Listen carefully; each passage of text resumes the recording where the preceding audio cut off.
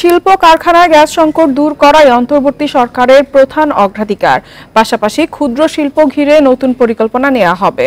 মন্ত্রণালয়ের কর্মকর্তাদের সাথে বৈঠক শেষে এসব কথা জানিয়েছেন অন্তর্বর্তী সরকারের শিল্প বিষয়ক উপদেষ্টা আদিলুর রহমান খান। এছাড়া দুর্নীতির বিরুদ্ধে জিরো টলারেন্স নীতি গ্রহণের কথাও জানান তিনি। নুডলস খান নাই তো নুডলসই খান নাই।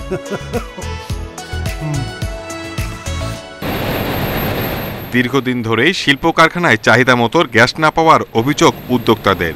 গ্যাসের অভাবে বন্ধ হয়ে গেছে অনেক কারখানা। এমন পরিস্থিতিতে শনিবার শিল্প মন্ত্রণালয়ে যান অন্তর্বর্তী সরকারের শিল্প উপদেষ্টা আদিলুর রহমান খান। বিভিন্ন সংস্থার কর্মকর্তাদের সাথে বৈঠক শেষে তিনি জানান, গ্যাসের সমস্যা সমাধানই মূল লক্ষ্য। এছাড়া ক্ষুদ্র শিল্প, চামড়া ও অন্যান্য খাতের উন্নয়নে নেওয়া হবে নানা উদ্যোগ। গ্যাসের চাহিদাটা আছে মন্ত্রণালয় চালানোর জন্য, গোড়াশালের ক্ষেত্রেও কিছুটা আছে। আমরা এটা আরও দেখছি।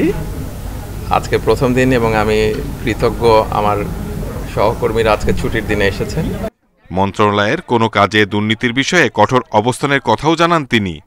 আমরা আমাদের কাজগুলো করার জন্য তো দায়িত্ব, যেটুকু জনগণের এই আন্দোলনের মধ্যে দিয়ে এত মানুষের রক্তের উপর দিয়ে আমরা দায়িত্বে এসেছি। এখানে দুর্নীতির ব্যাপারে তো আমাদের কঠোর হওয়া ছাড়া আর কোনো উপায় নাই। লোকসানের মধ্যে থাকা শিল্প মন্ত্রণালয়ের আওতাধীন প্রতিষ্ঠানগুলোকে লাভজনক করতে উদ্যোগ নেওয়া হবে বলেও জানান শিল্প উপদেষ্টা। Shahid Ahmed, independent news, Dhaka.